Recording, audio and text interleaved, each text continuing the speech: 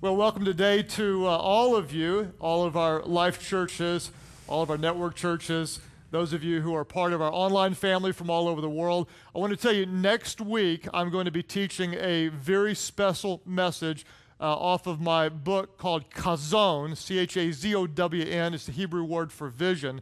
So many people go through life without really knowing what God has for them. You know there's something more, but you don't really know how to get there. What I'm going to do in that message is talk to you about how do we discover God's divine Chazon, His vision for our lives, and then at all of our Life Church campuses and many of our network churches as well, we're going to offer what we call the Chazon experience. It's going to be a 6-session teaching available to all of you that I promise you will be life-changing.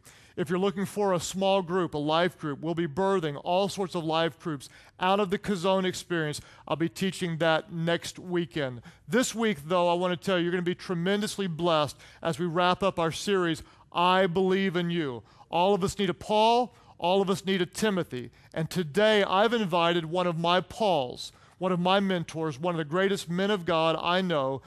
He was voted in all of the world as one of the top 30 teachers on leadership throughout all of the world. You'll see why I admire him. He's spoken into my life in more ways than I could ever even acknowledge. Our church is in so many ways what it is today because of this man. Would you please welcome one of my mentors, the great friend of Life Church, Dr. Sam Chand.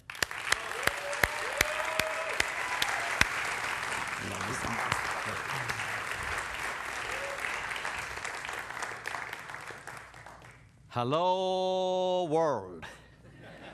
I've always wanted to say that. And from Life Church, because this is a planetarium church. You are touching every corner of this globe. And so one more time, I want to say, hello, world. Let me say it one more time. I might never get this opportunity again. Hello, world. What a great opportunity to speak to every continent. And I am honored to be a friend. I don't know about Paul or Timothy.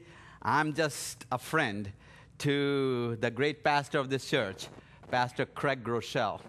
Pastor Craig Groeschel and I met a number of years ago, and God built that chemistry and that love in each other's hearts.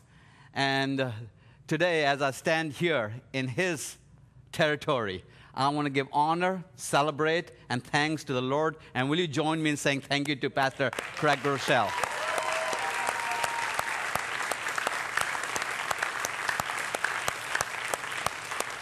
It is because of your vision.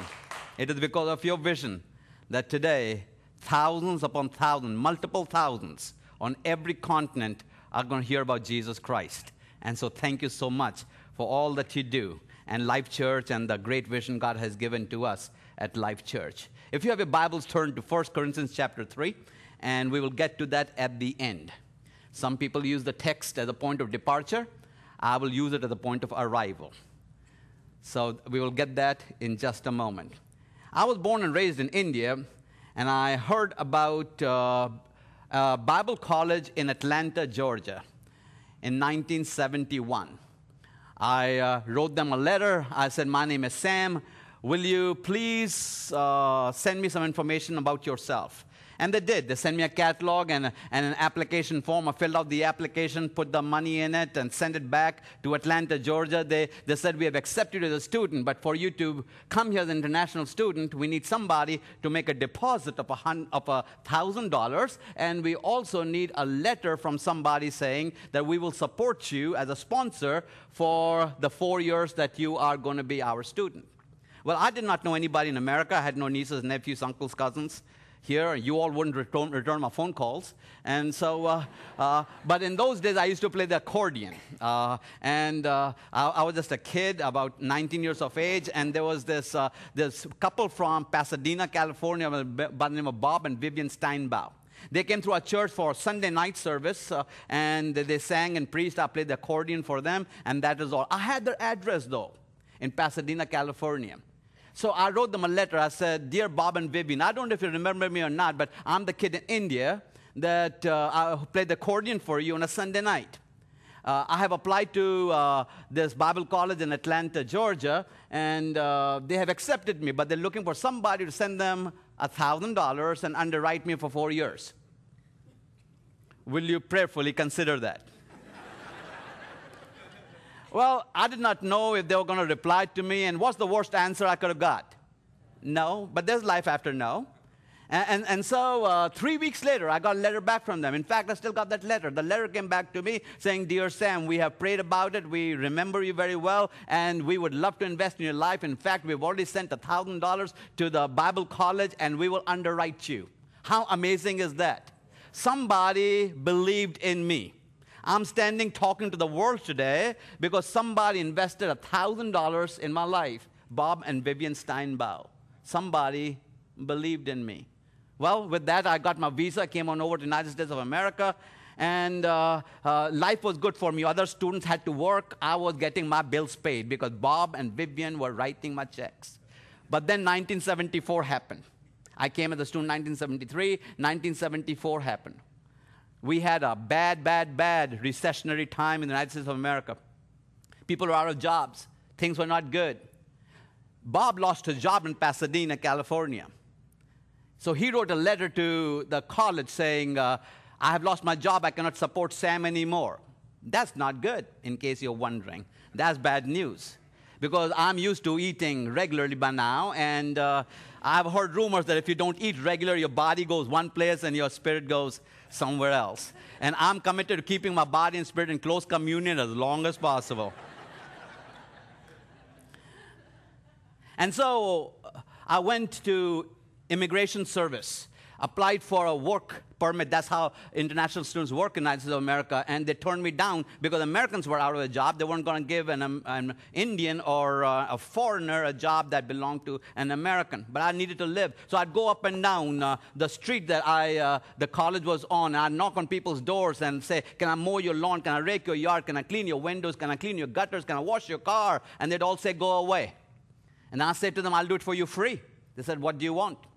I said, "Well, if you can just fix me a peanut butter jelly sandwich, that's what I need." And that's how life was for me in 1973, 1974. I remember about half a mile away, there was this grocery store, and a mom and pop kind of a store, large enough, but not large enough to be a superstore. And I went in there and talked to the manager, and I said to the manager, I said, "Do you ever throw food away?" And he said, "Yeah, we have to. We have laws in the United States. There's an expiration date on it." I said, "Haven't you heard about the hungry children in India? The Indian is here." And so, how many of you remember Tombstone pizzas? Yeah, those frozen. And we were walking past those, the counter. I said, "Do you ever throw those away?" He said, "Yeah, we have to." And so I worked out a deal with him, and every so often I would go and help him pack the food he's going to throw away. But he couldn't give it to me for legal reasons. And I'd walk out there of the store into the back of the parking lot with a 6-foot dumpster. And I'd say to him, "Throw it in real carefully." He would throw it in. I couldn't go get into it till he got back inside the door. Once he got inside the door, I would jump into the dumpster and get my lunch. I've been dumpster diving before it was fashionable. But that store manager believed in me. I had never done laundry in my life before till I went to college, and I did not know you had to separate the colored clothes from the white clothes and stuff like that. So I put them all in the laundromat and put my quarter in there with the soap in it, and they all tumbled around. And I took them put them in the dryer. It was a big old commercial dryer, vertical dryer for a dime in those days that had a lever saying hot, cold. I said, cold is good, hot is good. Hot sounds better. So I put it on hot and left from there. When I pulled out my clothes, I couldn't recognize any of them. They had all changed shapes and colors. But since I didn't have any clothes to wear, the next day I went to class, like Joseph's coat of many colors, and my shirts were shrunk like this, my pants were like that. And there was a young man in my class by the name of Larry King. Larry King looked at me with great discernment. He said, "Sam, you need new clothes." I still remember Larry King put me in his car after the classes were over and took me to Goodwill.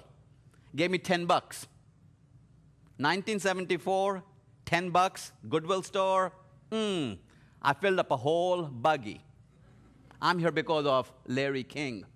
I still remember my first new clothes I bought in the United States of America. Well, somebody bought them for me, Paulette and Dwayne Thomas. After a Sunday morning service, they took me in their car to say, we're going to buy you some clothes, we'll take you out for lunch. They took me to a cafeteria where all kinds of food was. I had never seen so much food in my life. And so, you know, you're supposed to get just one plate, but when you are eating now for then,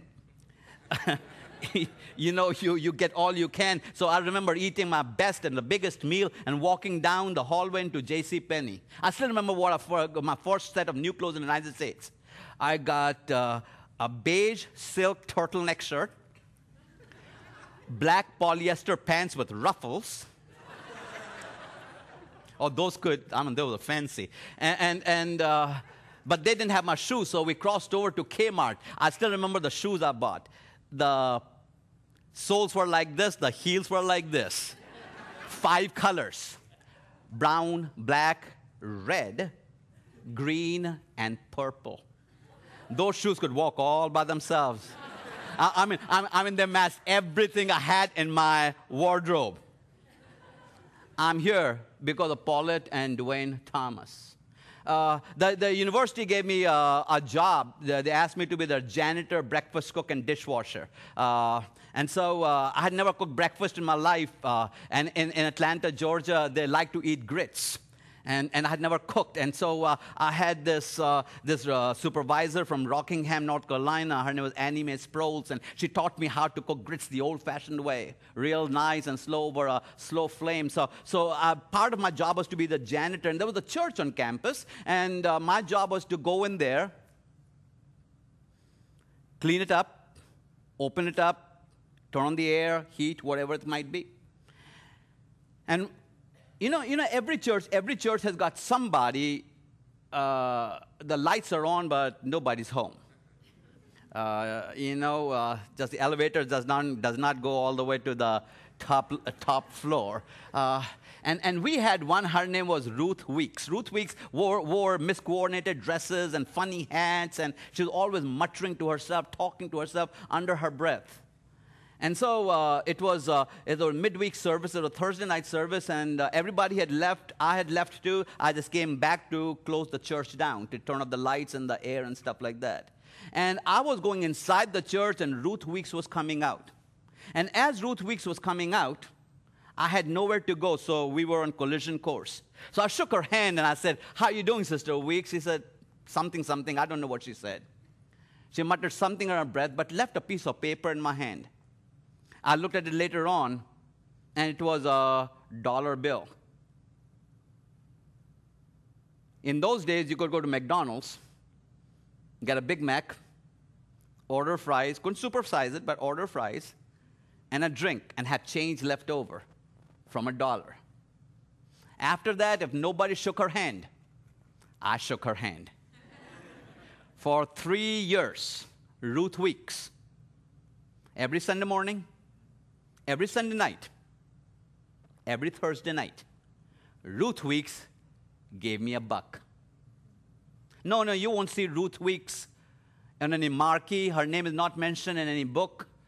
You Google her, you won't find her. But I'm here because of Ruth Weeks. In some way, in her own way, Ruth Weeks believed in me. The question is, who are you believing in? Because you see, none of us have come here. We've all been brought here. You didn't come here on your own. None of us in this room and everybody who's watching me worldwide have to realize that whenever somebody says, well, I'm a self-made man, I just want to look at you and say, didn't make much of yourself, did you? Because if you're going to be who God intends for you to be, it'll take an army of people who believe in you and to bring you to where we are. And so let me close the story. Remember I told you I was the janitor, breakfast cook, and dishwasher at this college? 12 years later, I graduated in 1977. In 1989, 12 years later, that same college invited me to come back and be their president. Now, that is a leap of believing. Because people who are my bosses, and I'm their boss now. People who used to give me orders now work for me. The board of trustees is the same board of trustees that inviting this former janitor who cleaned toilets and swept floors and painted walls and picked up trash, who cooked breakfast for them and washed their dishes for them for 3.5 years. And I look back on that, it was not that I was all that, it was not that I had proven myself, but they had the ability to believe in me. You see, that's the difference between people leaving an inheritance and people leaving a legacy. Inheritance is stuff. Inheritance is stocks, bonds, cash, cars, houses, land. That anybody can buy that and leave inheritance for you. But legacy is totally different. Legacy is never a thing. Legacy is always a person. You never leave a legacy that you can buy. You develop a legacy. Someone said it this way. Someone said it that if you ever see a turtle sitting on top of a fence post, ever see a turtle sitting on top of a fence post, you know one thing. The turtle didn't get there by itself. So my dear brother turtles and sister turtlettes, I don't care where you are in life. You have to understand that we have not come here, we have been brought here. And the reason we've been brought here is because somebody believed in us. The greatest gift one human being gives to the other is not a new house, a new car. It's not winning the lottery. The greatest gift one human being gives to another is to believe in them. You cannot give a greater gift than to believe in somebody. So, I'm the president on July the 1st, 1989 of this college in Atlanta now. It's my first day there. I drove my car into my parking space, which said president, because, I just wanted to take somebody to take picture of me with my reserved spot there. And I left my car there, and I saw a young man in the front of the university who was mowing the lawns. I went out there, and I waved for him to stop. He was on a John Deere. He stopped, and I shook his hand. I said, "Hi, my name is Sam. I'm the new president here." And he said, "Hi, my name is Benson. I'm the janitor here." His full name is Benson M. Karanja. I saw something in his eyes. That was 1989. The Lord allowed me to help him in so many different ways. He finished his BA at our college.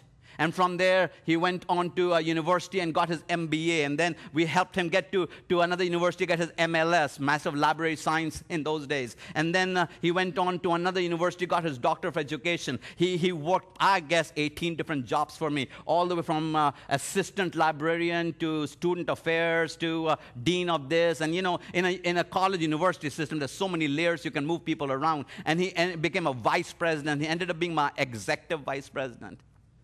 And then in 2003, when I resigned as president of that college, that janitor was now my president.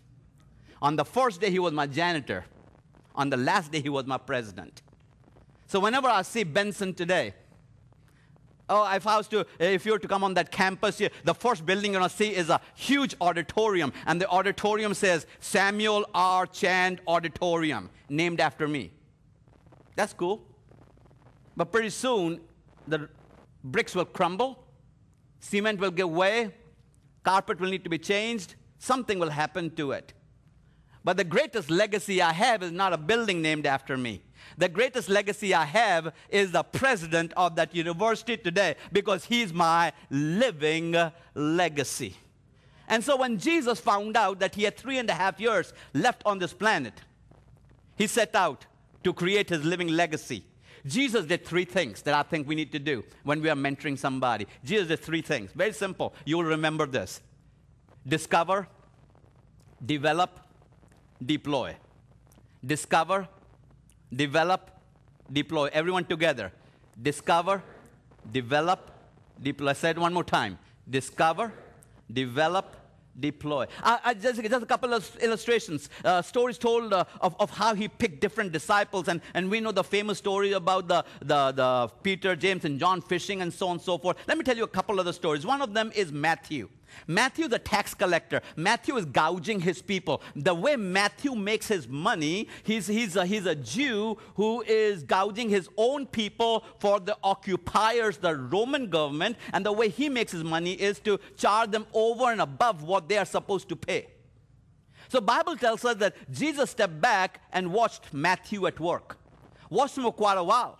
And when he watched him, he understood what Matthew was doing. He said, Matthew is doing the wrong thing, but doing it great. He's excellent at doing wrong. He's keeping 2 sets of books, one for the government and one for himself. Jesus walks up to Matthew and says to him those magical words, "Come, follow me." Matthew left him, everything that he was doing, and started following Jesus. But Jesus had a strategic plan for Matthew. Because you see, Jesus knew, Matthew did not know this, but Jesus knew how the New Testament is going to begin. The first book is going to be written by Matthew. And he needed somebody who could keep accurate accounts and an accurate record to open the first 18 verses that we never read. So-and-so begat so-and-so, and so-and-so begat so-and-so, and so-and-so begat, and he numbers generations. Because Jesus discovered, believed in him when nobody else would believe in him. I want you to know, when he reached out and Matthew was following him around, Jesus took a risk on him. But then there's a second one I want to talk to you about. His name is Thomas. We know Thomas as what? Doubting Thomas.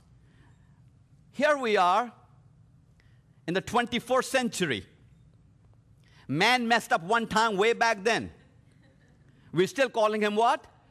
Doubting Thomas. I want to ask you a question. All over this world and this room, how many of you ever stolen stuff? I'm going to ask that question again. Because some of you need to be standing up with both your hands up in the air. How many of you ever stolen stuff? Okay, you bunch of liars. Why didn't you do that the first time? Doubting Thomas, history informs us, traveled the farthest distance of any disciple of Jesus. And he came to my country, the country of India. Now, there were no airplanes. There were no Hummers. There were no GPS. There were no guides. He came all the way from Palestine to my country of India.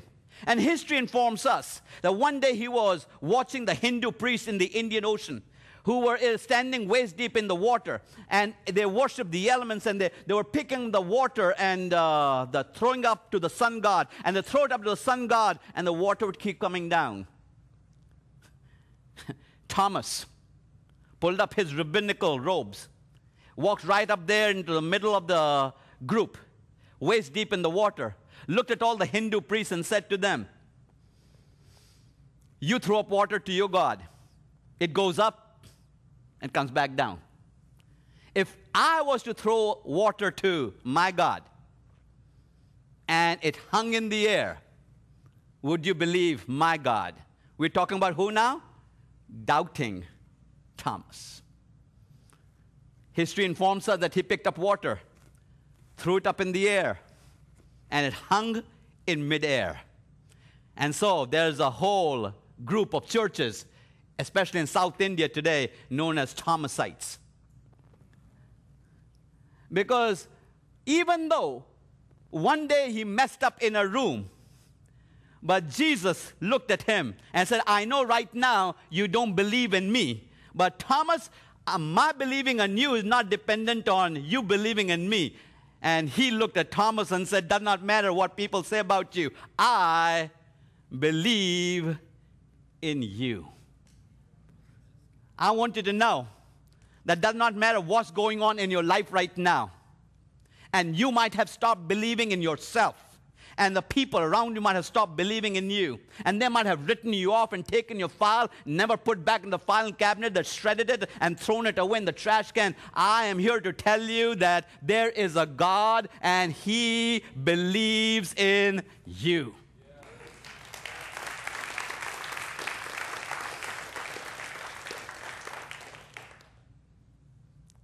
Not long ago, I saw a picture in a newspaper. A picture of a woman next to a man, and she had her head on his chest. They had never met before. They had just been introduced. But she had her head on his chest. Here's the rest of the story. This woman had a daughter who died in a car accident, but she was an organ donor. This man needed a new heart. So they harvested this daughter's heart and put it in this man's chest. And now this woman had her ear on his chest, listening to her daughter's heartbeat. I wonder if somebody was to put their head on your chest, how many heartbeats would they hear? There are thousands of hearts beating inside this chest. I stand tall today, not because I'm tall, but because I stand tall on the shoulders of many. Because somebody believed in me. So Paul takes all of that, and in a very succinct manner, he says this to us in 1 Corinthians chapter 3, verse 10. 1 Corinthians chapter 3, verse 10. Paul takes 3.5 years of Jesus and wraps it up in one verse. 1 Corinthians chapter 3, verse 10 says, according to the grace of God which is given unto me, as a wise master builder, I have laid the foundation, and another buildeth thereon. But let every man take heed how he buildeth thereupon. Paul is saying three things to us. One is, I'm a master builder. I want you to know, everyone in this room is a master builder. You're building something. Whatever you are building, but you're building something. Number two, somebody laid the foundation. Paul says, I have laid a foundation. And then Paul goes on to say something, and somebody else is going to come and build on this foundation that I have laid. Isn't it amazing that sometimes we start thinking like, I have come here on my own, but we're always building on somebody else's foundation. I want to remind everyone listening to me right now that God believes in you. I believe in you. Jesus believes in you. And this would be a great opportunity for you to do two things. One is for the past, and the other is for the future. In the past, I wanted to rewind your life and see all the people who have been big in your life, who brought you to where you are right now. Some of you are listening to me right now in your churches, and some of you are on your couches, and some of you are still laying in bed. Doesn't matter where you're at. Somebody brought you to where you're at.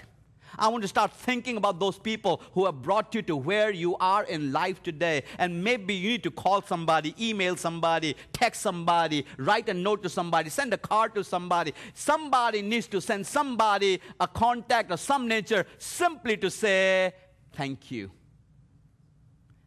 I know this program that goes out of Life Church has got potential of touching literally millions of people. Amazing things can happen all over the planet as people just look back and say thank you to somebody. It could be that parent, it could be that grandparent, it could be your neighbor, it could be your teacher, it could be a coworker, regardless of who it might be. Look back and say thank you. But the second thing is to look to the future and say, Lord, who do I need to discover? Who do I need to develop? And who do I need to deploy? Who do I need to believe in? Not because, see, it's easy to believe in people who've got it all together. It would have been easier to believe in somebody else if it had not been doubting Thomas. It would have been easier to believe in somebody else had it not been for gouging Matthew, the tax collector. It's easy to believe in people who got a nice package going on. But how do you believe in people that looks like from the outside they don't have it? But I'm so glad somebody believed in me. I believe in you. I want to give everyone an assignment right now. And the assignment is that within 2 hours of you listening to what I'm sharing with you, you will tell at least 3 people 3 powerful words. Everyone say it together. I believe in you. Let's do that together. I believe in you. In the next 2 hours, tell 3 people, I believe in you. Let me pray with you. Thank you, Lord, for believing in us. When there was no reason to believe in us, you believed in us. When we could not believe in ourselves, you believed in us. And then you sent people into our lives who in a tangible way believed in us. So even as we are reflecting back on our life and we begin to think about how we're going to send a Facebook message or a Twitter or an email or a text or a phone call or a card or a letter, whatever shape, form it might be, as we reflect on our life, we want to stop by and say thank you. But as we look forward to our life, help us to discover, help us to develop, and help us to deploy. In Jesus' name we pray. Amen.